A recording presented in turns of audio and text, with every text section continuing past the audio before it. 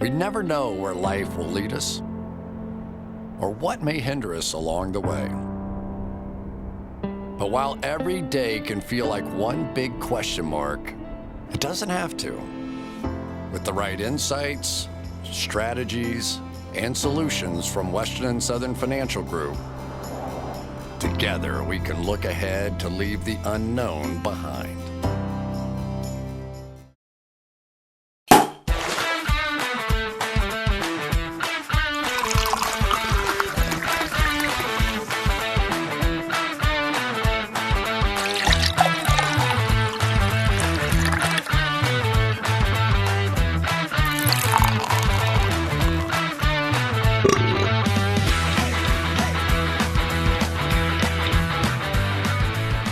Ripping the smelling salts before the podcast has become a ritual. And honestly, I don't know if I can do life without it anymore. I know how football NFL players feel now. It's like it gets you there. It takes you there. And I've where you want to be. I've ripped on Adam Gase before, but maybe he was on something, honestly, because ripping the smelling salts was before a preseason game is where this really all first started for me, is realizing like there's an opportunity to leverage these. This podcast is sponsored by whatever brand smelling salts those are. I know you wanted to start with a little bit of a story here, a little bit of an update on your dating life. Yeah, I hinted at it yesterday.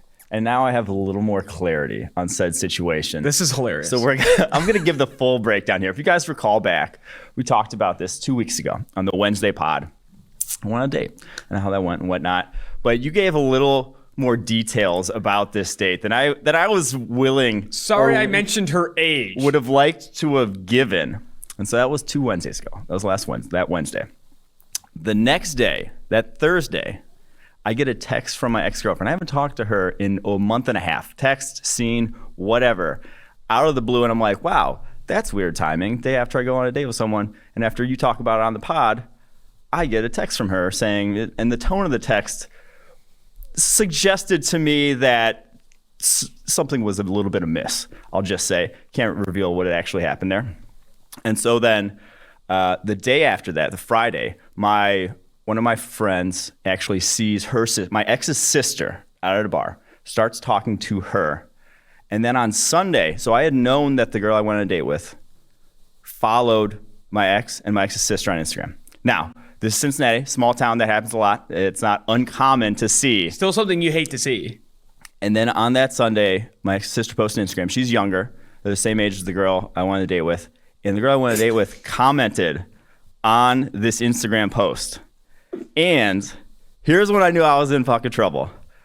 Was liked by my ex-sister, obviously, and my ex.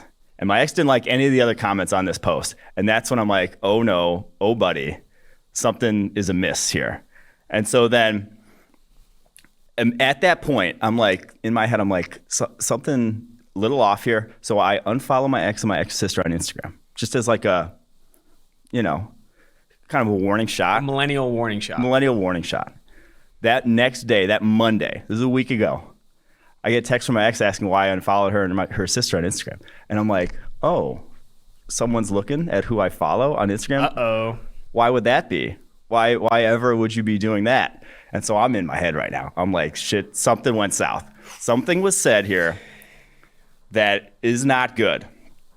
And so then later that week, so later last week, that my friend who I said met my ex-sister at the bar has been talking to her, and she brings up my ex-sister. She's like, do you know about Mike and the girl I went on a date with? And I'm like, oh, fuck. The fact that she knows like this deep after literally one date. Nothing more after that. I was in Charleston that one weekend. I wasn't even here. Not good.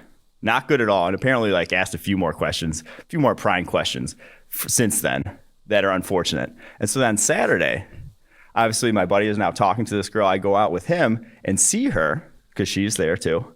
And I ask her about it, and she will not give me a straight answer. Like, everything was cool. It seemed fine.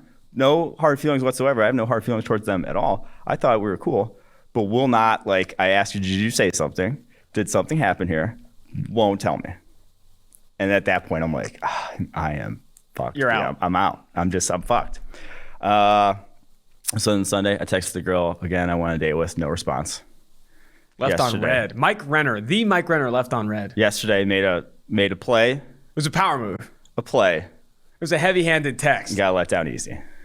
And so there I am, square one. If anyone can take something away from that, people listening. That it's your fault. Listening. That you just got your big mouth. It's not my fault that I made a joke about how old the chick you went on a date on. That's the same age as the younger sister of the chick you were last dating, which you even mentioned, which is hilarious. That is. If there's anything to take away from that, outside of the complete and utter drama that is small town Cincinnati, is that if Mike Renner can be let down, you guys can rally. Okay, if Mike Renner, the god that is Mike Renner, can be let down, you guys. I'm out the dating game for a little bit. Yeah, I'm going to take a hiatus. Yeah, I'm going to go back. Dude, you're to a the guy drawing board. down bad right now. No, I'm not down bad at all. I'm taking a hiatus. All right, let's get off the dating stories and let's jump into recent news and then the mailbag questions. I want to first start, obviously, with the Dak Prescott contract. That is like the biggest pressing news because we have the Dak Prescott contract, Isaiah Wilson getting traded for a 7th round swapping of picks, and then also like the recent Raiders disaster of a roster building situation that I want to discuss. But Dak Prescott, let's start there. Your opinion of the new deal, what this means for Dak Prescott, what this means for the Dallas Cowboys, your opinion of the decision, and how likely is it that the Dallas Cowboys can actually build around Dak Prescott enough with his new contract to win a Super Bowl? Yeah, I mean, people were considering them a Super Bowl contender last year before the injury. I was one of them. I think that offense is good enough to compete. Now, you have a lot of holes defensively, and unfortunately, you're not going to be able to address them for at least 2 years now in anything other than draft. So this basically just means hit well on draft picks. That is if you are Stephen Jones, that is what you have to do now. That is all you can focus your efforts around. You're not really going to be able to maybe make some very small plays in free agency, but that's not where you're going to win from here on out. You got to make and hit on those draft picks. And the good news is you're in a good position there at pick 10 to get a prime player, to get a prime impact player. But that's what it's going to take. If you're going to win a Super Bowl, the roster's not there right now. You need to hit. So you got 2 years. You got a few-year window here with the talent they have that if you draft well, you can be in that mix. But that is the biggest thing. He's not worth that deal compared to the other guys making that sort of money. He's not Sean Watson. Mm-hmm. He's not Patrick Mahomes. He's not in that range. But he is far better than where you could be at the quarterback position. And where would you rank Dak Prescott's Prescott's you a floor. Peak? What's Dak Prescott's peak? His peak season. Where does he rank in the NFL among quarterbacks? Probably like 7 to 8. And I still think, and I agree with you, he's like that 6 to 8 range at the quarterback position, but still worth this contract because you can, I think, win with Dak Prescott if he can consistently hit in that 6 to 8 range and you draft well. It's because you do have a lot of talent right now. Mm-hmm. Like if Tyron Smith, Lyle Collins, if those guys are healthy and you have that group of wide receivers, you have about as good a core offensively as you can have. You throw away Dak Prescott, or not throw away, but like you trade Dak Prescott or get someone else in there at quarterback. If they're not as good as Dak Prescott, you may be costing yourself a shot at a Super Bowl window here. So this is your window. And yeah, sometimes you got to overpay a little for the window. So I don't blame them, but they definitely got a worse deal than what they could have gotten other years. I think that's the bigger story here. Not the bigger story, but the one that's getting the most press or most attention is that Dak Prescott, a former 4th round pick out of Mississippi State, bet on himself to earn big money on a multi-year contract, and it worked, and he bet on himself, and Jerry Jones was reluctant to give him $30 million, $32 million plus per year, and now he's paying him, $40 million with, I think, $75 million in year one, $66 million signing bonus, over $123 million guaranteed. Like, he bet on himself and won, and you just have to respect what Dak Prescott did getting this deal. And I think there's a kind of, the fact that no one even gives a shit about his ankle injury right now just shows you how quarterbacks retain their value. Yes. If it was any other position, he's coming off that ankle injury, you don't sign a deal like that. But the quarterback position, so valuable, so necessary to so many teams. Like we saw Tua go 5th overall after about as bad an injury as you can have. I think you're going to see more quarterbacks say, I'm going to wait. If you're Josh Allen, and now he could be in the Patrick Mahomes sort of bucket where he loves the city, wants to stay there forever, whatever. But I think more quarterbacks can just say, I'm going to wait because price tags are only going up. And that's just the way of the world. Like, we're going to sign this big money media deal here in the coming years that's going to just shoot this cap through the moon. And I'm not going to sign that. You franchise tag me. I'm making a good amount of money in that franchise tag. I'm going to bet on myself the way Dak bet on himself, and that's going to pay off big dividends. I think you could see that with Baker, Lamar, Josh Allen, any of those guys. One more comment on the Dak Prescott stuff, and then I want to jump to Isaiah Wilson. A quick comment on Isaiah Wilson. You mentioned that they have to draft well, and I don't think it's as simple as hitting on every pick. You have to draft valuable positions, and we say that for everyone. But now that you're paying Dak Prescott as much as you are, Zeke is getting paid, Jalen Smith, DeMarcus Lawrence, Amari Cooper, you have to make sure the guys you have in your top 50, top 100 picks are drafted to valuable positions, because you're not going to be able to afford to pay those positions on the open market. Like pass rushers, offensive tackles, corners, and receivers, like getting those valuable positions and good ones in the early rounds is going to be so important, because you need those cost-controlled rookie contracts at high-priced positions on the open market. Because if you sign or you draft a box safety in round 1 or a running back or an off-ball linebacker, that is not getting bang for your buck in the top 50. You need to get tackles, pass rushers, corners, receivers, these guys that do get a lot of money on their second deals, or else you're not making the best of the situation. Not only do you have to hit on valuable picks. So I do think the Dallas Cowboys would be smart to take that strategy as they approach future drafts in this window. Pen in Farley, Surtain now. Like that's got to be where they go. I think at this point. All right, let's jump to Isaiah Wilson. What is your opinion on this? And kind of, I think I saw someone tweet out that John Robinson is a magician for getting anything in return for Isaiah Wilson. I don't know if magician label is great for him right now, because obviously taking Isaiah Wilson in the first and watching him completely go down the drain is unfortunate. And some people are saying it's bad luck, Isaiah Wilson. You blame the player. Again, I always say this. Players do not bust. Teams bust. You overdrafted Isaiah Wilson. You put that pressure on him, and then he did not develop accordingly. I was going to say, so I'm not going to beat my chest and be like, oh, we had Isaiah Wilson 110th on our board. What a call by us. Because it wasn't because of the talent. Exactly. It wasn't because of the talent that he busted. It was because of the off-field. But I do think there is something to the guys who are less developed in college, maybe projects. Why are they less developed? Is it work ethic? Is it because they didn't want to put in the time to develop? Or is it because maybe they're raw and are new to the game or whatever? Are there valid reasons for why they are underdeveloped in college? Is I think where it comes back to for Isaiah Wilson, in retrospect, probably looks like it's because of work ethic. But I don't know. But I mean, he was a developmental project. I think that's a conversation where you have to, if a guy is a developmental project, that is when you have to go and find out the psyche behind that guy and get a better psychological evaluation of, will this guy put in the work? Does he love the game? At that point, those are the guys you need to do that sort of background and homework on. But he was a developmental project on the field and off the field. And I do think that the Tennessee Titans, if they did all this off-field evaluation, talk to his coaches, talk to friends and those things, and did a proper background on the kid, I think they should have learned that if we're going to take him highly, not only do we need to invest resources in developing him on the field, improving his technique, improving these things, we need to invest resources in developing him off the field, keep him out of trouble, and do these things. Your favorite. I'm sorry. I'm sorry. Personal assistants. You need a personal assistant for Isaiah Wilson. I don't think he has nearly as bad of a first year in Tennessee if he has someone at his side and is developing him off the field and keeping him on the tracks. I don't. I think if it was COVID, you couldn't have someone. Maybe it was COVID. I don't know. Either way, an unfortunate situation for the Tennessee Titans. And I agree, this is not the time to pound your chest if you had a low grade on Isaiah Wilson. Like, this is not it. I do think that a lot of this was off the field, and a lot of this no one saw coming. Yeah. Even if you drafted him in the second or third round, this was a bad pick. Like, no one saw this level of off-field concern with Isaiah Wilson. And I think if the Tennessee Titans didn't take him at the back end of round 1, there were other teams that would have jumped on him on day two, like round 2 or round 3. Last thing here, before we get into the listener mailbag, the bonus listener mailbag, the Raiders roster building has been very interesting. They, in the last last week or so, they've cut Gabe Jackson and Richie Incognito, Tyrell Williams, LaMarcus Joyner, and traded away Trent Brown for a swapping of picks in 2022, trading Trent Brown in a 7th for the Patriots' 5th round pick. So not even getting a full pick in return, just moving up, 100 spots or whatever it may be. Mm-hmm.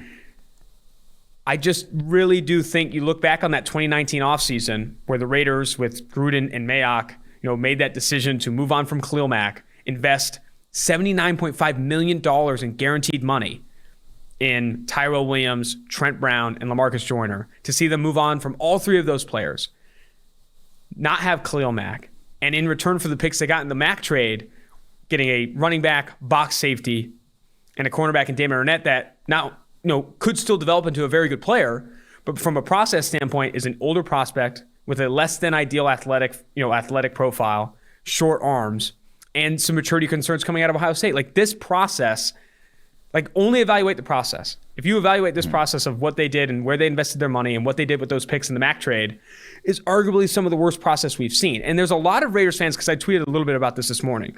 There's a lot of Raiders fans that are saying, what are you talking about? You don't know what Damon Arnette could be in 2 or 3 years. You don't know what Josh Jacobs could be, and he'd still have been very good, and all these things. Like, you don't know until you see these guys develop, until you see Brian Edwards, because that was another player that got in the Khalil Mack trade, developing all those things. Here at PFF, and I think honestly in life, you need to evaluate process more than you do results. And I think the greatest example is blackjack. If you ever played blackjack before, it's like playing 21, you're trying to get 21, whatever. When you have 18 and the dealer is showing 16 or 17, hitting on 18 is bad process. Good results is hitting on 18 and getting a 3. But bad process is hitting on 18. I think you've seen the Las Vegas Raiders, Mayock and Gruden, hit on 18 a couple times. And that has been bad process, and it hasn't worked out. They've shot the moon and spent a lot of money on guys that have gotten them to 7-9 and 8-8. And that, I think, from a process standpoint, has been concerning. And the results are the process has been a bit concerning, and the results have been honestly even worse. Because I honestly think the Khalil Mack trade was good process. Like getting out of that contract, avoiding that contract and all that money for one player, and getting 2 first-round picks in return was very good process. The results, again, have been a bit of a concern in terms of what they've turned those picks into. I think the most concerning one to me is the Joyner signing. They signed a guy who was, in LA, a free safety.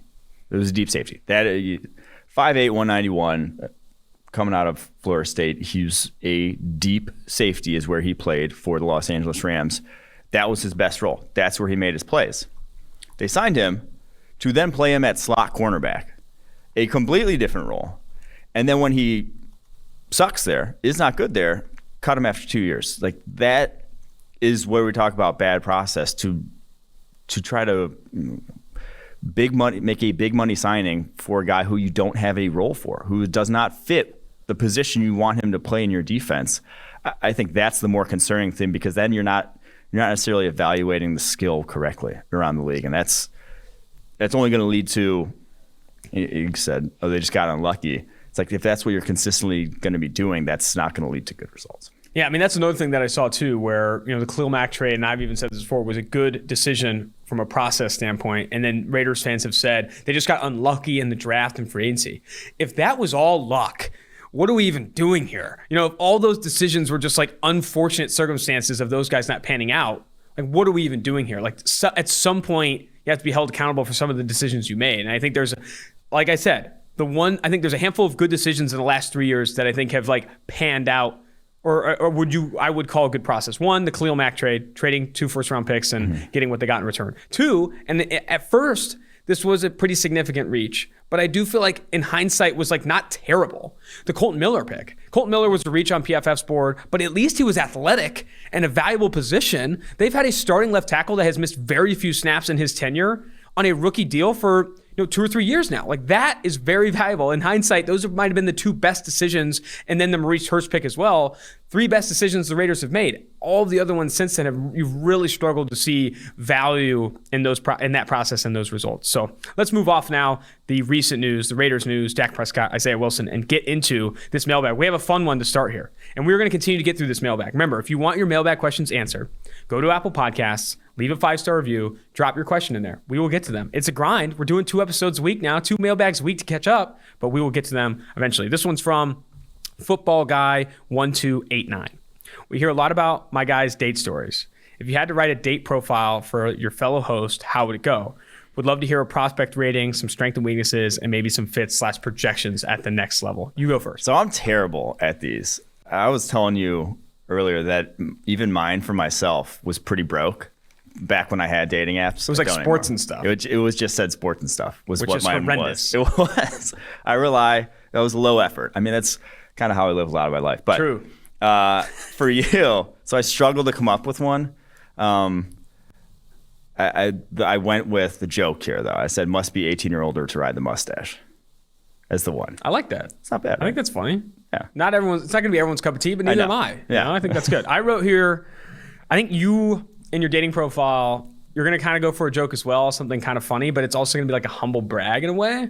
So I went, I've never lost in trivia and can dunk a basketball. Hashtag Bachelorette 2018 rose emoji to show that you were in the Bachelorette. All right. I like sports and stuff better than that. That's fair. No, I mean, I was trying to think of something that made sense, but I do agree that like yours would have been something low effort like sports and stuff. Yeah. And my biggest strength for you, conversational energy. Wow. Bring it. My biggest weakness for you, personal style. And I wrote here in quote, or in parentheses, you look like a coffee house come to life. I think those are very accurate. Yeah. I'm not going to disagree with either of those. I think conversation, it's why I struggle on the dance floor. You know, if if I'm meeting a girl at the club, Yeah. I'm going to struggle because my dancing is shit. You know, I look like a coffee house come to life. Like no one wants to see it, you know? Like conversational energy though, we're sitting at a bar and I can maybe make a play. Like I might come out of that okay. I'll like start as a 6, but like build my way into like a 7.5. Yeah. I put for you biggest strengths, looks and athletic build. It's no freaking secret you're an attractive guy. You know, that's obvious, and I have no problem saying that. Weaknesses, the biggest weakness I think is your addiction to the chase. I think you do enjoy the chase. I think you do enjoy pursuing relationships more than you like being in relationships. That might be true. And I think in addition to like loving the chase of, you know, a girl or whatever it may be, I think you do have a little grass is always greener for you, because when you get into these relationships, like, oh, I can always go back and, you know, get some more and get these chase going. So I do think that that's your weakness, man. You can't. It's not like you should settle has a very negative connotation, but I do feel like you love the pursuit more than you do sometimes love being in the mix. So I do think the chase kind of gets the best of you sometimes. That's interesting. I might disagree a little, but okay. There you go. There you go. All right. Next question from Dark Knight 628. Do you think that due to the circumstances of the cap this year, there might be some splashy first wave of free agent signings, but the second and third wave of signings will be better / deeper than years past? So if the Niners draft a rookie quarterback and then trade / cut Jimmy, they might actually be in a great spot cap-wise to fill out the roster with vets after the draft? Or should I just get myself emotionally ready for Jimmy at quarterback and Christian Barmore in the first after a small trade back? I do. Yes. Like I think the second wave is going to be the biggest one, because it's also going to be so many. I think we're still going to see cuts throughout the summer almost, because teams are going to be in such kind of hectic where they're making this decision of, you know, I could sign this guy, but I need to create a little space to do so. Let me just drop off this one guy. And so I think you'll see cuts filter in throughout this week, throughout next week, throughout maybe the next month or so, maybe the next couple months. So I do think that the second wave, like I don't think you really want to be the Cardinals here. Now J.J. Watt, great player. But I think that's going to be kind of the high end of the market that you just bought in on with a lot of these guys who are going off the board right now. Do you think there's any merit to, I've had a handful of San Francisco 49ers fans talk about this, and that they're just going to continue to pick defensive linemen. You know what I'm saying? Like that's why I think he adds the joke about getting Christian Barmore in the first, because they've added Solomon Thomas, DeForest Buckner, Nick Bosa, Javon Kinlaw in the first round in the past few years. Like, do you think they're locked in? And again, from a process standpoint, the highest paid position in the NFL right now, non-quarterback, are pass rushers. Edge, you know, like edge and then defensive interior is right after that. Like, are they smart to do that? Do you think they're onto something there? Or do you think that, you know, that's just where the value has met the board for San Francisco over years? That they're on something. I mean, they drafted Solomon Thomas and then Eric Armstead, and then Solomon Thomas, and then Nick Bosa, and DeForest Buckner. Like they've loaded up when it's already been a strength. And then Javon Kinlaw. They obviously believe in having a strong defensive line leading to good results defensively. And it does. When you are that elite at that position, we've always said in the coverage versus pass rush debate, favorite coverage, but you know, you can have a damn good defense if you got the Eagles D-line from 2017. When it's completely unblockable, and like what the Steelers was when Bud Dupree was healthy, that shores up a lot of holes on the back end, makes that coverage look a lot better, and just leads to, I mean, you guys can play more confident. Like you can jump routes then at the cornerback position. So I do think if you just keep an elite unit year in, year out, I would not blame a team for doing that. Now, Christian Barmore, I'm not sure that's really pushing you over the edge, but they could draft him, and it would not surprise me. I'm reading ahead here at some of the names of people that have submitted questions. Do you remember on the last mailbag where it was Jenny Toolwarts? Yeah. Did you see it? I was waved. I'm trying to see if that's a play on words, and you're like, no, I think that's just her name. And then we go, it's genital warts. Incredible. All right, this is from Papa Clutch 69. This is another Niners question. I like putting these together. I've gathered here today because the lack of Niner representation on the pod is staggering. have to ask the hardest hitting question. Since Shanahan is arguably the most valuable coach in the NFL, going 6-10 with a glorified practice squad, what is the offseason priority to win a Super Bowl in San Francisco, assuming no injuries and a pummeling of your Green Bay Packers in the NFC title game? Okay, that was uncalled for. Although if they get the NFC title game, that's a dub. That's a good season. Jesus, you're sad. I know. How sad is that? I do think Trent Williams. If you lose the left tackle there, you're SOL. That's going to be tough to replace in that offense. So Trent Williams. 2, you're not going to have a lot after that, but Jason Verrett, I don't think he's going to cost you a lot. I think bring him back for sure with the way he played last year and need to. I don't know if Sherm will be back there. We'll see where he ends up. I think they won't cost too much to re-sign him and Verrett. I think they could do it, and if you want to go one last run at it, by all means. But then that's the quarterback position. That's the one I'm struggling with because I don't think it's Jimmy G. I don't think you're going to win it all with Jimmy G, but I'm not sure who's available out there and that you can get that you necessarily would unless you really make a play in this draft class. Now, I don't think you're going to win it with a rookie, but then maybe 2022 is the year that you do. So that's where I would go if I were them. Now, I would love Justin Fields.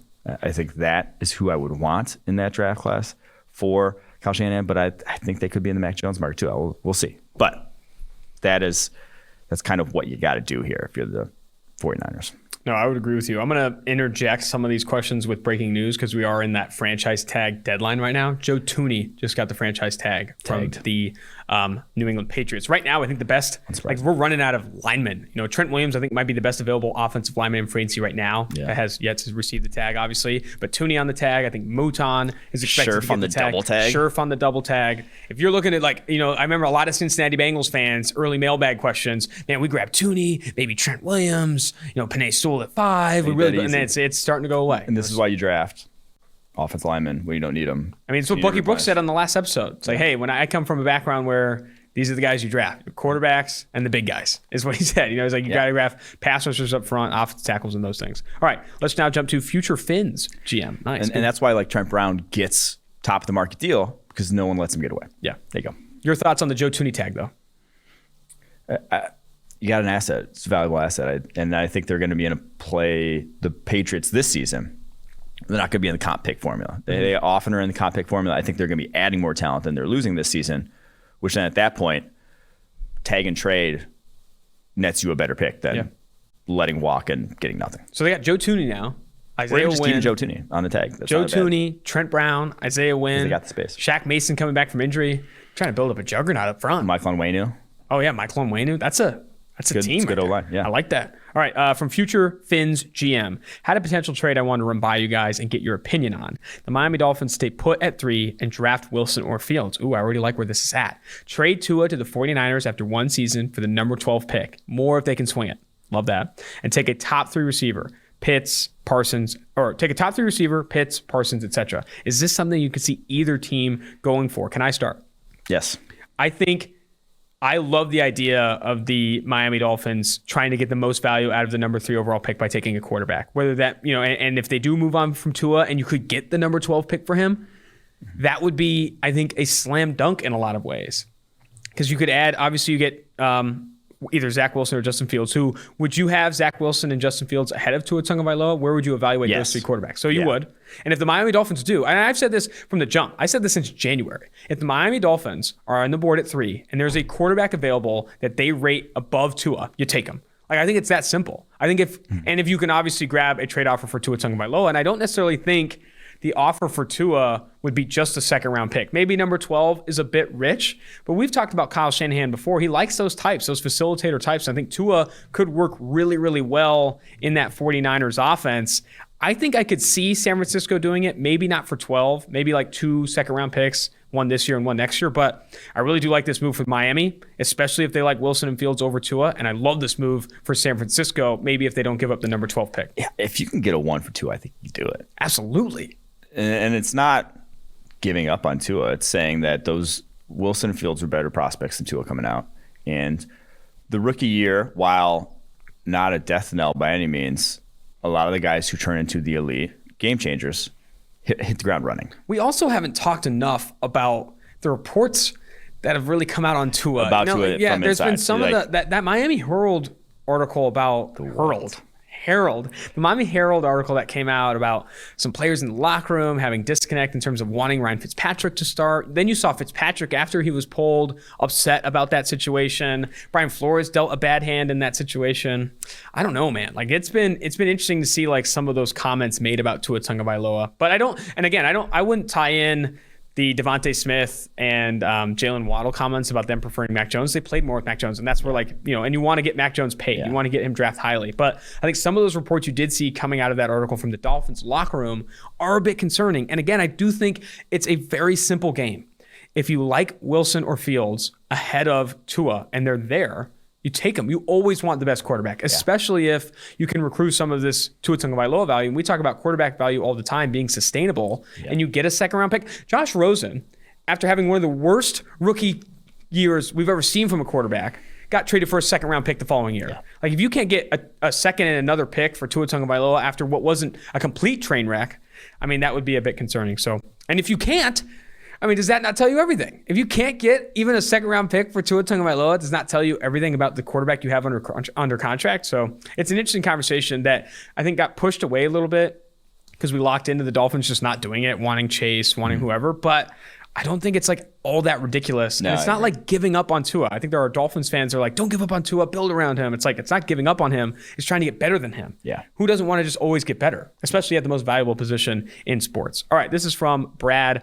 1223445.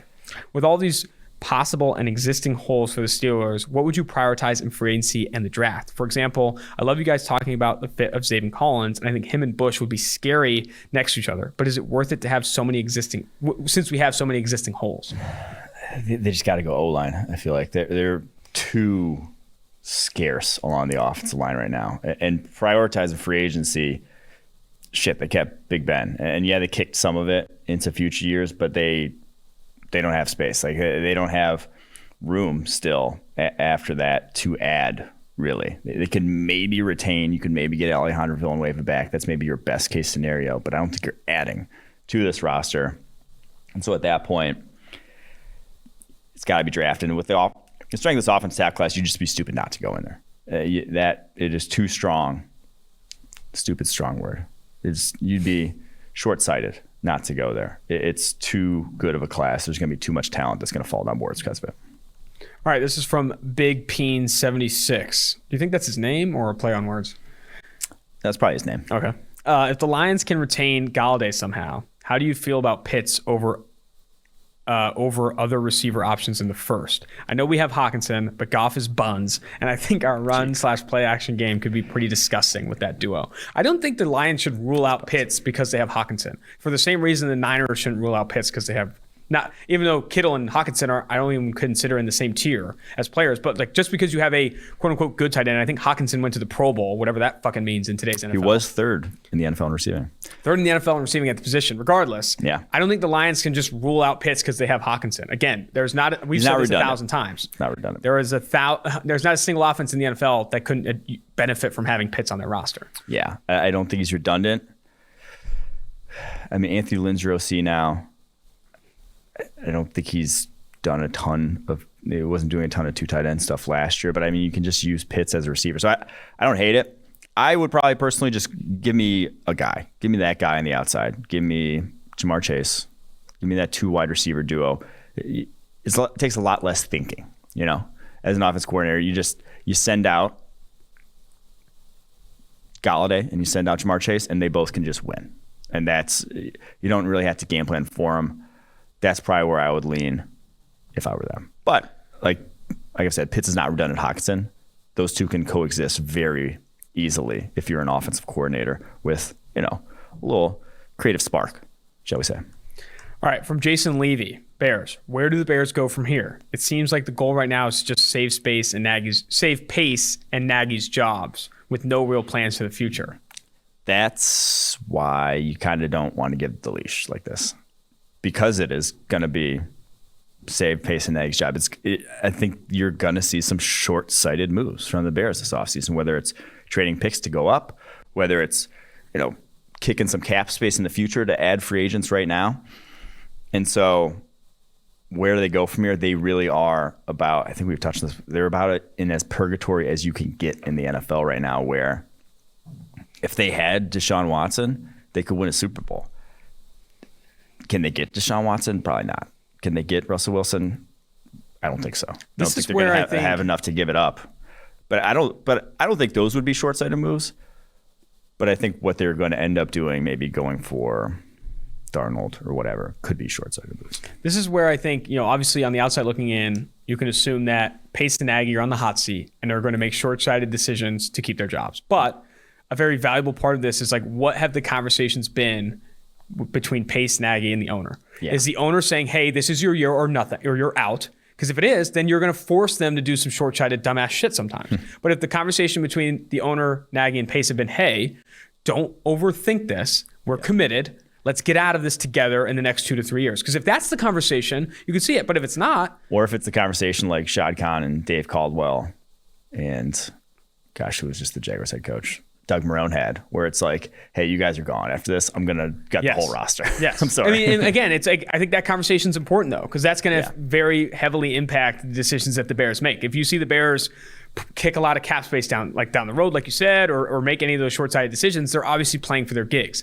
But if you see them kind of roll into the season with, Andy Dalton at quarterback, you obviously know they're packing up shop and looking to rebuild in 2022. So I think it'll be interesting to see. They're an interesting team to follow this offseason, to use your favorite word from the previous episode. Interesting. He had another question, Jason Levy. What moves do the Bucs make to repeat as Super Bowl champions? Honestly, just retain. I think there's a lot of reason to believe with the young roster that they had, guys like Devin White, the whole secondary, it could get better. They will be better in 2021 in a number of positions.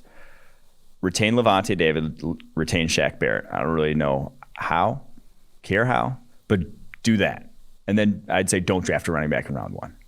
Like you can draft other positions that will make an impact on your roster. I think they should be involved in this edge class, round 1, or somewhere along defensive line. So don't draft from round 1. Get like a Michael Carter in round 2. Go get like a Demetric Felton. Go get a receiving back a little later on. Don't get that guy in round 1. But I think if you can retain Levante and Shaq, they should be favorites in the NFC. Wow, there you go. All right, this is from Zad9. The Steelers may be prepping for a Big Ben retirement. Nope, not happening. They just got a contract extension. Big Ben just got a contract extension. If Big Ben is cut, retires, who's the best option for AJ? Want Jameis, blah, blah, blah. I don't think they're going to be in the QB market. This one's a little bit delayed. This one's from early March. You didn't see the contract extension happening. Let's answer on the Steelers. How do the Steelers in 2020 or 2021 pursue a Super Bowl with Big Ben now under contract? Oof. They said that it can't do much. They just have to hope Big Ben turns around. How does Ben? Is there anything they can do offensively though to improve around him to help him turn around? You draft an offensive lineman in the draft, but no. I mean, like you're banking on what you're banking on. Obviously, they changed offense coordinators. You're banking on a new offense. Big Ben, a year and a half removed from now, his elbow surgery, changing. That's what you got. I apologize, Zad9, for getting to your question late. Best of luck to Big Ben not being outside the top 20 in PFF grade next year. All right, this is from Joe_Boyd. No way PGH drafts a QB at 124. They have too many holes to grab a non-top 4 QB. However, at what point do they consider going up for Lance if he falls? If he falls to say 114, that would be a good point to make the move. The conversation is somewhat like what Buff/KC realm, the Buff KC realm from Mahomes trade. But if there is a threshold, is there a threshold where you feel it would make too much sense? That was tough. The grammar on this thing is a disaster. I don't think it was. No, it was. The PGH, I think, threw me off. I think PGH really threw Pittsburgh. You off. The Pittsburgh. So I would love for them to trade up for a quarterback in this class. Obviously, I say that about a lot of teams. But after it's the extension because it's that good. I mean, it's not an extension. He's gone after this year. It is what it's going to be. I would love it because you don't have a guy. And like I said, you take advantage of deep classes. You're too good of a roster to ever pick in the top 10. And you're too well coached. All these sort of things. Big Ben got hurt. Everything was shit. You were starting Mason Rudolph and you were picking, 18th that year. And they trade away that pick, whatever. It's just too good of a team. You're not gonna find that guy. So take advantage of it when there is that outside shot of getting that guy when there are 4 quote unquote guys, I'm saying a lot of guys here, that's when you go and do it. I think that would be a very good move for them because, again, you have to realistically look at how much impact a rookie can have. Very rare for a rookie outside of the top 10 to 15 picks to really hit the ground running. Your odds of that guy being what takes you over the edge to the Super Bowl this year is low. It's admittedly low. So, do what's in the best long-term interest of your franchise. These are decade-long decisions, not this year decisions. Also, I mean, if Big Ben plays even just like 10, 12 games next year, like considering some level of injury, like you're not going to be drafting inside the top 10. Not a pinnacle of health, Ben. Looks kind of like hell nowadays. That guy's looking. But I'm saying realistically, he likely miles. plays 10 plus, 12 plus games, and the Pittsburgh Steelers aren't drafting inside the top 10 and are again in a position to trade up in 2022 class. So rather than like making that decision then or banking on that decision then, bird in the hand right now. If there's an opportunity to go trade up and grab like a Trey Lance or Justin Fields if they start to slip, I definitely agree that. But also because Big Ben was not why obviously the whole shit hit the fan against the Browns game, but he was not good enough down the stretch. You're not going to win a Super Bowl with him the way he was playing football. Yeah. All right. This is from Tableau Expert.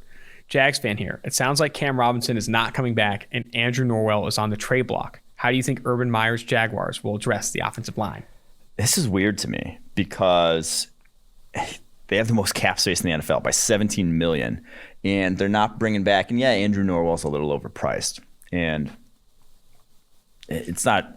You'd rather not be paying him as much as you are going to be paying him this year, but you'd also rather he be on the roster. You'd rather not have to replace a starting guard. So I'm not exactly sure where they're going with this. Maybe they are looking to make a play for Trent Williams. Some of the other big, maybe going to be involved in a tag and trade for a Scherf or a Tooney. We'll see. But maybe they are. I would love it, personally, if they kind of sat this free agency out. Because we know about how the cap rolls over. A lot of the space they would be saving this year would then go to 2022, which is realistically their window. How many quarterbacks hit the ground running so hard on their in their rookie year that they've won a Super Bowl? I don't think it's ever happened, right? No quarterback's ever won a Super Bowl as a rookie, to where you make those plays, then you have that space all saved up for next year, because free agents come along every year. There's no free agent class where it's like, oh, no, there's no one this year. No, every year guys hit the free agent market and you can find starting caliber players for your roster. So that's kind of what I would love. Now, obviously you don't want to throw Trevor Lawrence to the Wolves too much and you'd like to have that solid offensive line in place. But I think that could be an interesting strategy if that is what they're employing here, and kind of just sitting this free agent season out. Maybe not like completely sitting it out, but I get what you're saying in that they're like, don't break the bank and sign a bunch of long-term deals and put a lot of money on the hook when they're not like, we're not like 100% locked into what their needs are right now. Like I would wait and evaluate the roster and the holes in 2022 when your window is actually a little bit more legitimate than the year one. All right, this is from 574, bro. Do the Colts go for Rashad Bateman to help out Wentz? I honestly think they make a play in free agency for a wide receiver. There's too much talent available. Allen Robinson, Chris Godwin. We'll see how the tags shake out, but Allen Robinson, Chris Godwin, Will Fuller, Kenny Golladay possibly. Too much talent available, not enough teams to cap space. I think they will firmly be in the market for one of those guys. But if not, go ahead. Go get you a Rashad Bateman. I'd love that. Dude, Rashad Bateman, we talked to Connor Rogers, and this will be on the Wednesday episode. I mean, a lot of people are getting on board with him being closer to the tier one big three. Even Bucky Brooks was like, the more I watch him, kind of got a crush on him. I think we're going to see Rashad Bateman. I don't think he slips out of the first round. That would be absurd. I think he'd be a day two value if he does slip to the second. Because I do think this is purely anecdotal, but the smaller slot guys, the Kadarius Tonys, the Elijah Moores, they often get overrated by kind of just outside media because they look cooler. But then the NFL will favor the guys who can play, the ex wide receiver types who have that body. All right, next one. This is a 4-part question from Samuel Nichols, who's cheating the system, but you have to respect this is wild. Can you see the Saints drafting or trading up in the mid rounds to grab a quarterback such as Jamie Newman or Kellen Mond? If so, what do you think of it? Or would drafting Mac Jones be better? Saints, I would not love that, because when we talk about the hit rate for non-first round quarterbacks all the time, but also they have so little young talent kind of now because they've only had 25 draft picks in the past 5 years. So they just haven't added a lot of rookies over the past years. Now they got the guys they have added are usually pretty good, but they just don't have a lot of them. So I think with all the sort of cuts they've been making and just kind of decimating this roster with anywhere they can save money, the depth is poor. You need to just replenish depth across the board.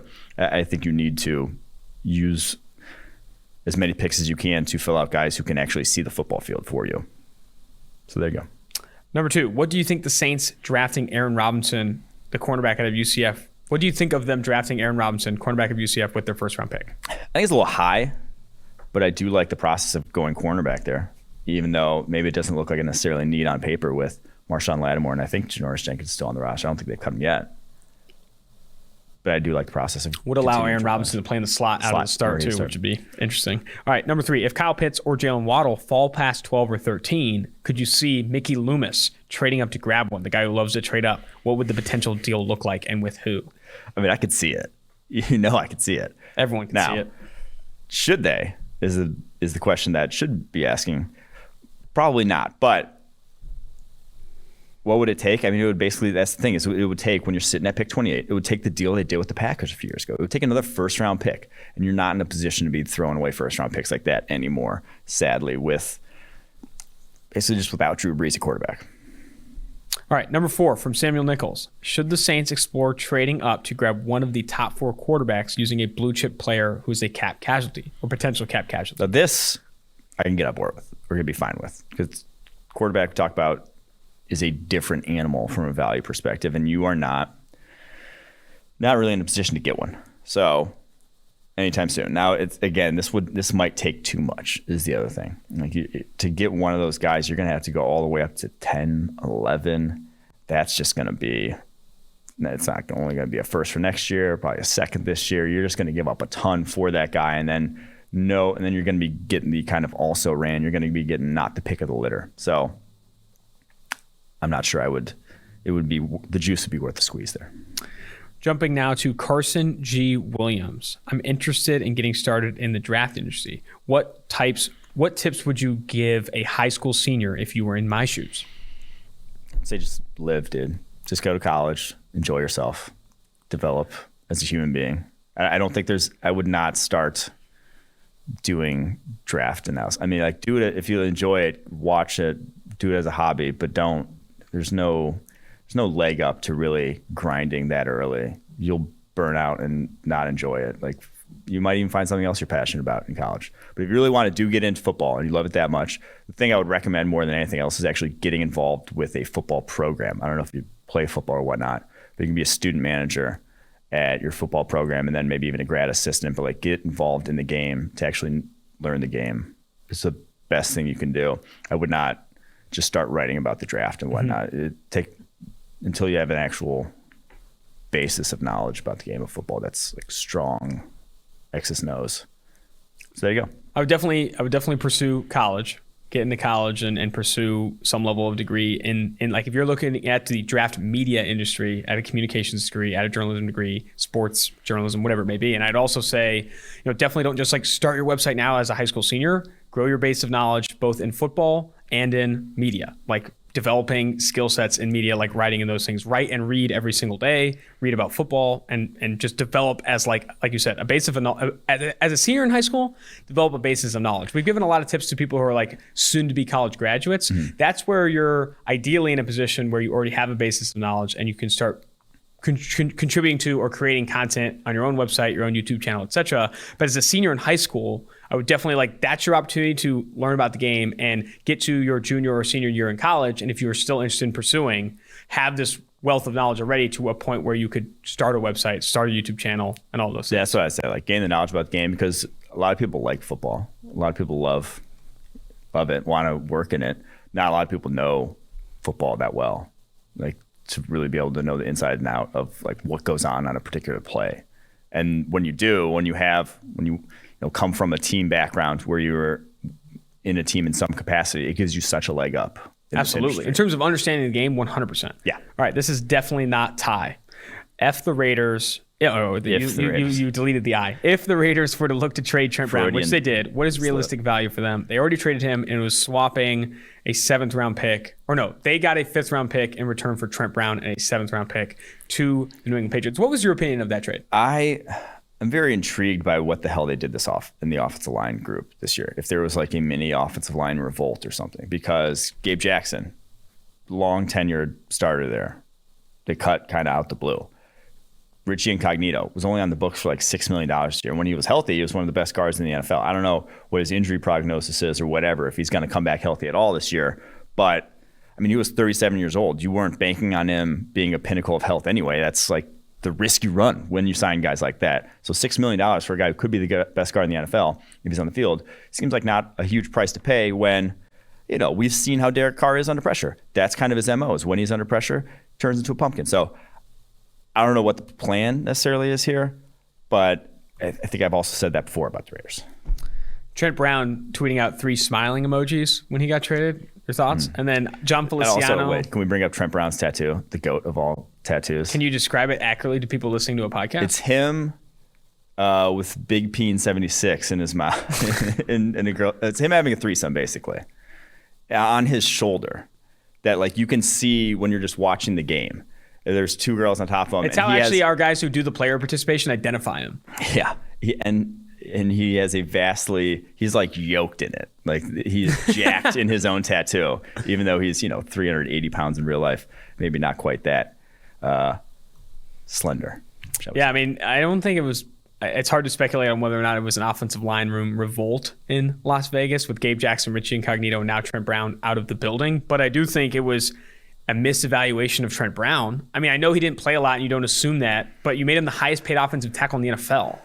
Yeah. Like after one really good season, or moderately, he earned what, 73.4 PFF grade with the New England Patriots. The one season in his career, he's played more than like 700 snaps. I mean, he was about the same in Las Vegas and Oakland. Yeah. It was the same guy. You got what we saw. He just was not healthy, ever the top tackle in the NFL that was, deserved of that contract. All right, this is from Balu Dream. My question is about my beloved yet consistently poor drafting Raiders. Here we are. My opinion is our offseason mentality. Cut out the large and honestly stack dead cap weight players, Brown, Williams, Mariota. Bring in affordable cap casualties, free agent defensive veterans, Richard Sherman, Melvin Ingram, Yannick Ngakoue, to help mentor young, raw, talented defense. Maybe try and sign one of the blue chip safeties if financially possible. If given GM duties and all those guys are gone, what would your offseason plan be? Yeah, I think it's the year to chill. Like maybe take it easy. Maybe reassess and say where were we going wrong? And the big money deals. It is difficult to gain an edge on those big money deals. You make those big money deals the top end of the market if you're close. If that's the guy that's getting you the ring or putting you in that ring conversation. That's when you go make a play like that. You don't make a big money deal to make a play like that if to try to like restart my roster. I'm resetting my roster by making this guy the highest paid player in the NFL at his position. That's usually not a good strategy. And ironically, I think their best free agent signing of the past couple of years was Nick Kwiatkowski, the guy they signed for like pennies. Mm-hmm. The very definition of a mid-tier free agent actually played well for them last year. So that's where I would go if I'm going anywhere. And so, like I said, cap casualties, those sort of guys. Yeah, I'm not laying out big dollars. You need to reassess kind of that strategy and how that's worked out the last 2 years. I think you hit the nail on the head that it's very difficult to gain legitimate edges around like big money contracts in free agency. Because, they gave $79.5 million guaranteed to Tyrell Williams, Marcus Joyner, and Trent Brown. And like those, even at the time, was a little bit skeptical in terms of those guys really living up to those expectations. They also signed Antonio Brown to a big deal then, but I think that all became void when he frosted his foot and all those other things. But I do think that they went into that offseason trying to shoot the moon, and they did it with mid-tier to, at their best, above average players. Like that, again, is just a very risky decision to make, as you see now. And they did a really good job, and I tweeted this, I think, in 2019, of structuring those contracts to where they could get them all off the books with no dead money by 2020. But I don't think they signed them with that intention and that they'd be releasing them that early. So I do think that, like I said, they tried to shoot the moon. They tried to really push, and 7-9, 8-8 over the past 2 years, it's been obviously a bit of a concern there in Las Vegas. I think this is your time. In addition to chilling, I think that was your official answer. Reevaluate your process. Take a second, get in front of the whiteboard, Mayock, Gruden, and any other decision maker, and be like, these are the decisions we've made. How the fuck did we, where did we go wrong? Like what is wrong with our process? It's always important to be self-aware about the decisions you're making, whether you're making them at the highest degree in the NFL and trying to make a multi-million-dollar business happen, or even in smaller business decisions and those things. All right. Hambone99. What would you do to address this quarterback situation in Washington? With a couple weapons, could Taylor Heineke actually work in DC? Next one, too, is about DC. Okay, next one, too. This is from Cheesy Burritos. What do you think the Washington football team should do in this upcoming offseason? Is the quarterback the most important thing to address, or perhaps getting someone to throw to besides Terry McLaurin? If they were going to do quarterback, at 19, I'd only see Mac Jones really being available. If you were the GM, would you roll with Heineke and hope his elite play can carry beyond last season's small sample size, sign Jameis or Cam in free agency, or trade up and make a play for a draft prospect? Man, the Heineke, you'd have to add someone else there. Yeah. I think. I refuse to just go Heineke. If you're going to just go Heineke, you should also add Ryan Fitzpatrick, Jameis, Dalton, or Newton for pennies in free agency. Yeah, at least get someone else to compete. Someone else to compete, because if you roll in Heineke, I don't want to say there's no chance to do this, but 6 different teams, 5 different teams have seen him, told him, hey, sorry, it's not you, it's me, and then kicked him to the curb. But I would go wide receiver in free agency. First off, yes, get another weapon. That we've talked about again. Deep free agency class wide receiver. A lot of talent there. You got the space. One guy. By all means, go get that guy. And then you're playing in the Jameis Cam Darnold tier. It's not a great place to play in. I'll be honest. I don't like it. No one likes it. I've said and will continue to say, go make a play. Go take a 2022 first rounder, take a 2021 second rounder, and go up to see where you can go to the Bengals pick, to the Falcons pick, if that's even reasonable. Make the call, get on the phone. Mm-hmm. If that's not reasonable, well, shit, then it's not. But that is where I would go, because I do think that you just have to be better than where you are, and you have to be better than Jameis, Cam, Darnold. You just have to be better than that tier. But that's likely. I mean, they're in a position with enough talent on the roster to push their chips in. It's time. It's like, hey, let's push the chips in. Let's go get our guy, whether that's Fields or Lance, maybe Wilson if he starts to slip, inside the top 5, inside the top 6 picks. Make the deal that has to be made to trade up. Obviously, take a risk in giving up future capital, but try and do it because our roster's good. We like Chase Young. We like Deron Payne, Montez Sweat, obviously Terry McLaurin. We add someone in free agency. Like, maybe we can get there. Maybe we can, especially in a bad division. Yeah. We're like, this one's up for grabs. You won it last year with Alex Smith. You can get there. I think definitely shooting the moon or pushing the chips in is the way to go. And the thing is, they're good because of their youth, which is, that's where you want to be. Mm-hmm. You want to be good because of your rookie contract guys. When you're good because of your rookie contract guys, like I said, every year you can find free agents. Every year you can find guys in their second contracts to fill out rosters. Not every year can you find Chase Young, Montez Sweat, Terry McLaurin's. Hell, even Cameron Crowell's playing well for them in the back end. Like, they've done a really good job with some of the rookies they brought in over the past few drafts. All right, this is from Aruben27. My question is, how much do you think player marketability goes into an NFL team's draft analysis? For example, do you think the Giants saw Saquon as an elite talent, but also someone who could bring in an organization a lot of financial value? This is a great question. Yes, and honestly, I think it does far more than you give it credit. And I think this is very prescient with the Dak Prescott situation, where if Dak Prescott's that guy for 20 years, it just makes you, quarterback from start to finish for his career.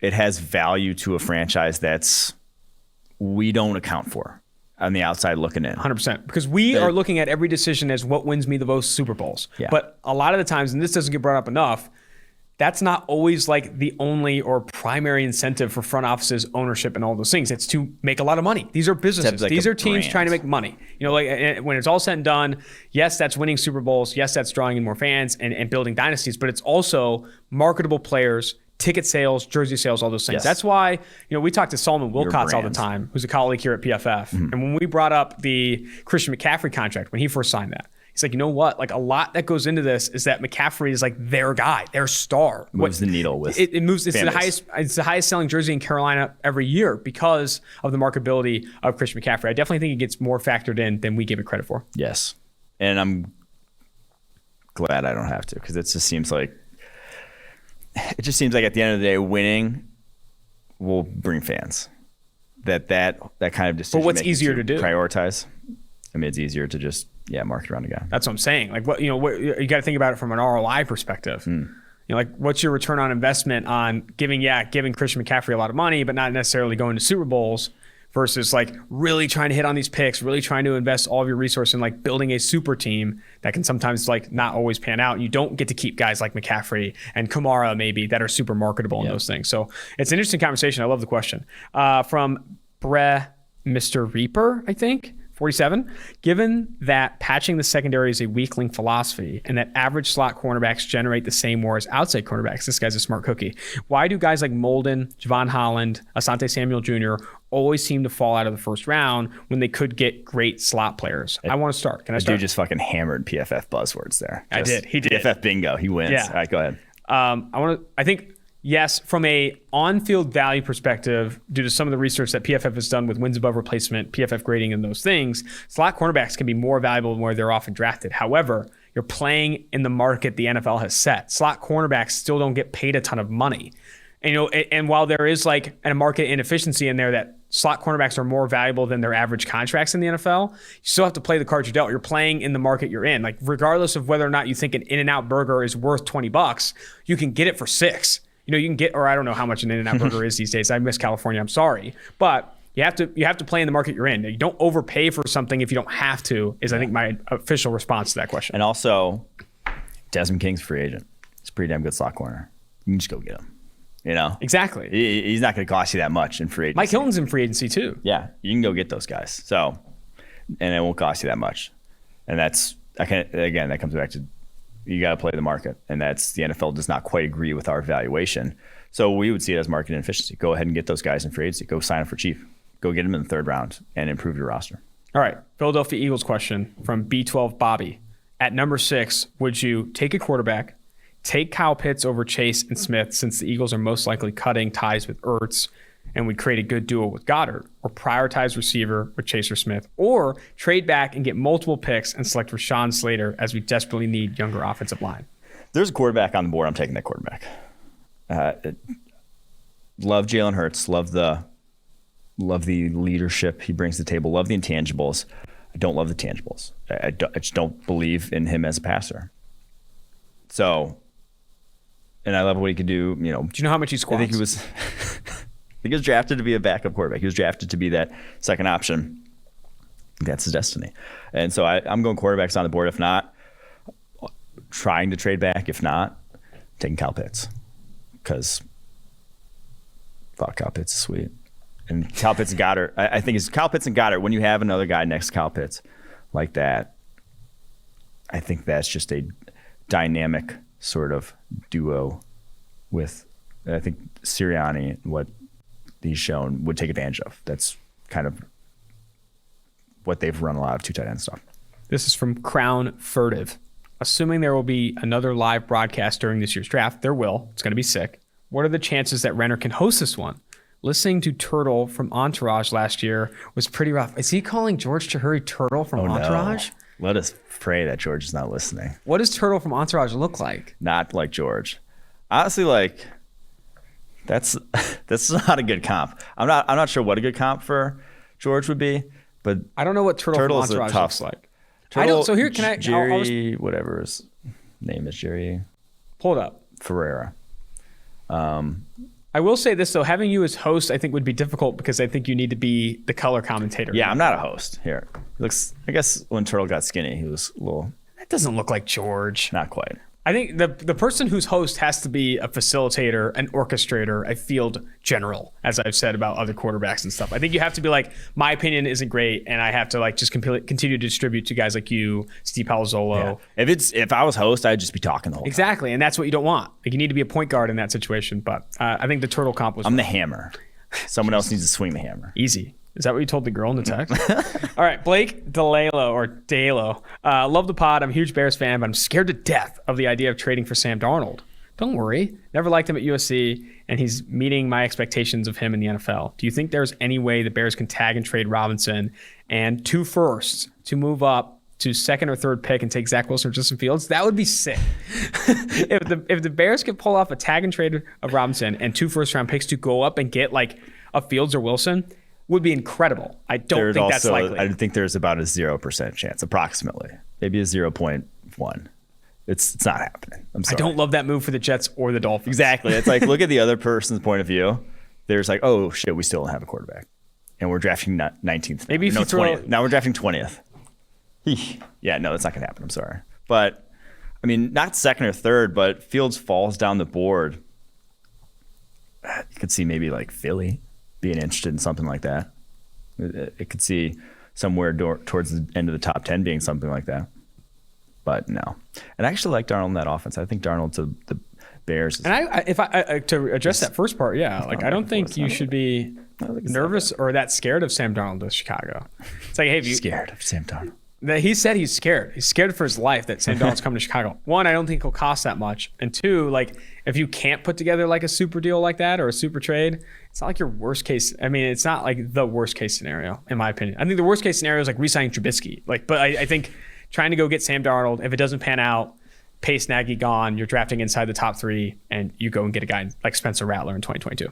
Next question's from JJ Houday. Hey guys, love the pod. You all put out great content. I've seen a lot of Wilson QB2 pushback from people in the draft community, mostly focused on Fields' slow processing being due to the Ohio State offense, full field reads, slow developing routes, option routes, etc. Do you see any validity to this, or do you think Fields' processing is still a major concern? I think it still is a major concern. I think that's why I truly don't think he's going to go 1 or 2. I think it's going to be Lawrence Wilson 1, 2. And you go to those games, Indiana game, Northwestern game, they were not good. Like they were massive concerns in those games, and just inability to. I think his performance against the blitz is the most concerning of those. But 61.4 passing grade and 55.8 passing grade, you didn't see that on Lawrence's tape this past year. You didn't see that on Wilson's tape this past year. And not that that's a death knell and that you can't have any bad games, but we're talking about high-end differences here. Like we're talking about guys who are elite prospects. We're not just talking about run-of-the-mill quarterback prospects like any other year. You can't, in this conversation, really, you got to be bringing a lot to the table. And I think Fields just has that little weakness to his game right now that is the differentiator why he's third on the board. I'm going to interrupt the mailbag again to correct myself because I'm an idiot. I read the tweet wrong. Joe Thuney is not getting tagged. Adam Schefter sent out a report that said he is not getting tagged by the Patriots, and I missed the not. So he's still available in free agency. Will test the free agent waters. Bengals fans, reunite. You can go get Joe Thuney. Sorry. Donnie Hustle. I feel like an idiot. I feel like an idiot as well. This is from Donnie Hustle 8. Been seeing a couple different outlets having Wilson QB1 over Lawrence. Is there any legitimacy to that, or people bored / looking for clicks? Additionally, seen a couple comps for Wilson that gave him Mahomes-like traits. My initial reaction is comparing anyone to Mahomes is stupid and is going to get guys overdrafted. Feel like comparing prospects to outliers is a recipe for disaster. Ruggs getting the Tyreek Hill comp comes to mind. Would love your thoughts on comping players to outliers. Sorry for the long question. Go Irish. I think comping players to outliers is often either lazy or just you don't watch enough NFL to maybe both lazy.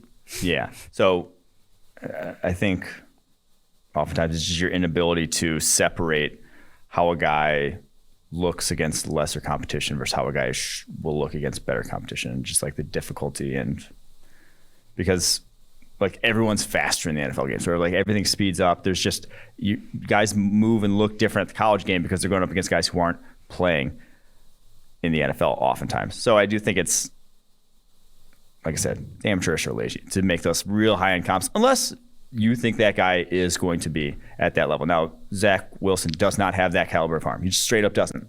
He doesn't have that level of arm strength that Patrick Mahomes has, that Brett Favre has. He has good arm, but we don't have to get into hyperbole here. It's not that level. And the Wilson over Lawrence stuff, I think I've said before, Wilson's high-end plays this year, his special throws, the whatever you want to call it, the arm talent on display off platform was better than anyone else's in college football this year. Could he be better than Lawrence? Yeah, there's a range of outcomes for all these guys. Lawrence is just far more polished and far more NFL ready, and you feel far more certain about who he's going to be at the NFL level. And he has some pretty damn good tools in his own right. It's not like we're working with, it's not like a Joe Burrow versus Zach Wilson conversation where one's a much more physically talented. It's like, I think Trevor Lawrence is probably more physically talented than Zach Wilson is with what he brings to the table. So yeah, I just can't get on board with Zach Wilson over Trevor Lawrence at that point. This is from Lord of Moore. Number one, Kyle Pitts is obviously talented, but I'm concerned his skill set is being overvalued. Isn't he basically Chase Claypool, or are we overdrafting a tight end yet again? He's a year younger than Claypool was coming out, 10 pounds heavier than Claypool was coming out, already a better blocker than Claypool, at least obviously in line. Claypool didn't really block in line, but has improved a lot year on year as a blocker.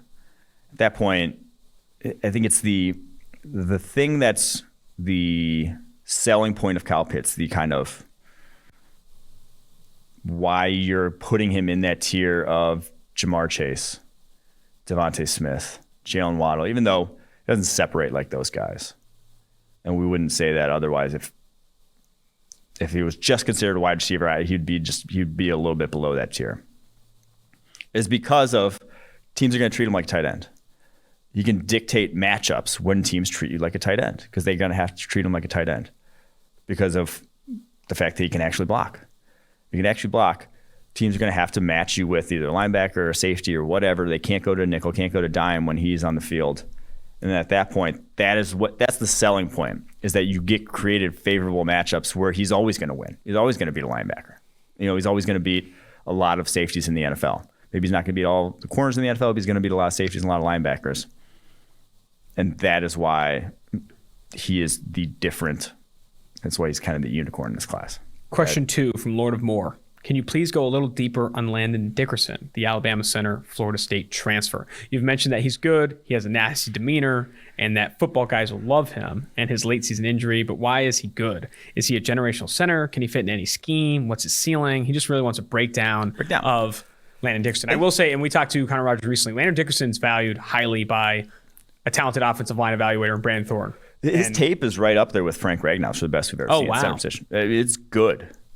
He has torn the same ACL twice. He has, I think it was another ankle injury. He's had 3 seasons kind of derailed via injury over the time in his career. That's a bad start, and we don't value interior offensive line that highly to begin with. And so that's kind of where we are. And I was like, am I really going to go first round? And we said Frank Ragnow's first rounder. Am I really going to go first round a guy with like a Frankenstein ACL in his left knee at this point? Probably not. And probably so much built up scar tissue because of that. What kind of run game scheme does he best fit? I think he's better fit for a gap scheme. I don't think he's necessarily limited, though. I think he can do whatever. I think he can play in any scheme in the NFL because Alabama's was a very diverse scheme in their own right. They did a lot of different stuff. So I don't think he's super athlete. He's not, like I said, he's probably better in a gap scheme. He's not super exceptional on the move. You'll get, swam at times. Like guys you'll whiff at second level at times. But he's just a very solid center that you're going to be getting, if healthy, is the biggest thing, though. This is from HXFHGFVJJ. I think that's his dynamite name. Seems like everyone had Marvin Wilson as a top 15 player before the season, or at least a first rounder. Since then, he's then dropped way, way down everyone's boards. I didn't get a chance to watch many Florida State games this year. Good for you. So I've been surprised to see I was very impressed with him in 2019. Curious your thoughts. Can I start? Yeah. I talked to Marvin Wilson last night. It's going to be on a future episode. And I talked specifically about kind of how this season did not go as planned for Florida State or yourself. And one of the first things he brought up, he played really heavy last year. He's down 25, 30 pounds, I think he said. Like he played really heavy, and he said he's received some feedback about some concerns about his weight. He came down a lot. He wants to be in the 305 range. Apparently played at the 325, 330 range. So I think some of that could have been it. But I think another part of it too is like he really spoke to like the entire organization, entire program at Florida State really struggling with COVID-19, some of the outbreak stuff, and like getting through this season. I mean, it's why I think you saw other prospects on Florida State, not maybe pan out as well. I do think... And why they were scared of playing Clemson. Maybe why they were scared of playing Clemson. But I think he was... he was very, very honest about, this past season just not meeting expectations and him wanting to prove a lot of people wrong and show things. And I thought he had a lot of interesting things to say about his pass rush plan and how he wants to get Slimmer to be faster at the line of scrimmage. Yeah. Obviously not like moving him way up boards after that interview, but it was nice to hear him at least be candid about like why this season was so shit. He moved way up your board. You can be honest. He moved way up your board. No, but it's his sort of draft arc is a good traits versus performance conversation. If you have elite traits, you don't need to necessarily perform exceptional on the football field. Your draft value kind of stays high no matter what you did on the football field this year. Like Jason Oweh, he was not exceptional on the football field, but he was always going to go first round after this year because of what first or top of the second, because of what physically he brings to the table. He was never going to fall too far. When you are maybe an average athlete for the position like a Marvin Wilson, when you have average explosiveness, average play strength, you can still go top 25, top 30. Like you can still go highly. You have to be that guy on the football field already, though. You have to have that performance level that is elite. You have to be dominant because that is what your selling point is that you're good at the game of football, not necessarily that you're this freak athlete that can develop into something more. You have to be, I'm good, I'm something right now already. So when you go from a 90.7 overall grade in 2019 to a 67.7 this past season, and you said battling all these things, whatever, all of a sudden that elite performance is not there. Mm-hmm. And that's why a guy who has, average physical traits is then going to fall down boards. What's wild is he's a former 5-star. Yeah. He's strong. You said average play strength. I was like kind of stunned by that. I said physical traits. Oh, okay. Not play strength. He is still an ox, but explosiveness, that's speed, quick, twitch, not quite as game. I'm interested to see if he does, if weight was that big of an issue for him, if he does come down, obviously that helps with. He was low at the Senior Bowl though. How much did he weigh at the Senior Bowl? God, top of my head, I'm gonna guess 310s. No, I'll guess it under 310. I think it was like 308. Okay. I think he said he wants to play in the 300 to 305 range, which I think at the Senior Bowl, he didn't seem show all up either. I remember the Marvin Wilson Senior Bowl was like a big opportunity for him too, and you just didn't see it. He was 319. I'm an idiot. No, he was heavy. I think he's trying to come down, and I think it could be interesting for his stock as we kind of move forward. It was cool to talk to him though, because that was one of those prospects that I loved in 2019. Super excited about him and Florida State in 2020, but just didn't get to see it this next year. Let's finish with this question here, and then we'll kick to the mailbag on Thursday for the rest here. We're going to continue to grind these out. Remember, 5-star review on Apple Podcasts. We will get there. This is from Soto_Shuffle. Should the Patriots take a mid-round flyer at quarterback like Mills, Newman, or Mond? He could sit compete with a low-tier starter like Brissett. I think the sit was a typo. He could compete with a low-tier starter like Brissett at the start. He eventually become the starter.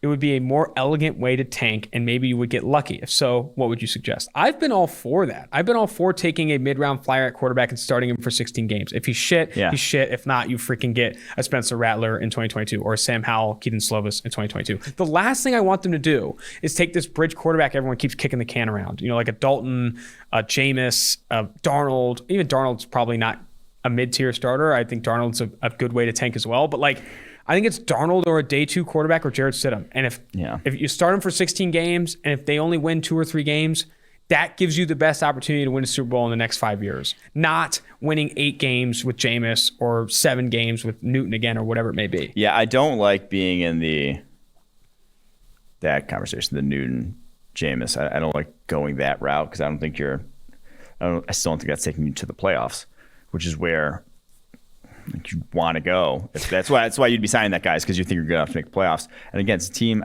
I don't know if I'd want bridge or if I'd want mid-round quarterback either, because it's still a team that needs a ton of young talent. So it needs to replenish with young talent. I mean, if Joe Tooney's walked, how many guys? Obviously, Joe Tooney wouldn't be on his rookie contract, but how many guys they have contributing on rookie contracts at the moment? Not a ton. Isaiah Wynn, Michael Onwenu, Sonny Michel. Yeesh. It's yeesh. It's not, they're not a lot. JC Jackson. That's another one. There you go. There's a handful. Every team has a handful. They've drafted but they're in the not, last 5 years. They just have not drafted well. So that's where you just gotta turn that around. So I don't know if, I actually kind of do like the day 2 talent. They're all interesting in my opinion, but you just need to hit on draft picks better.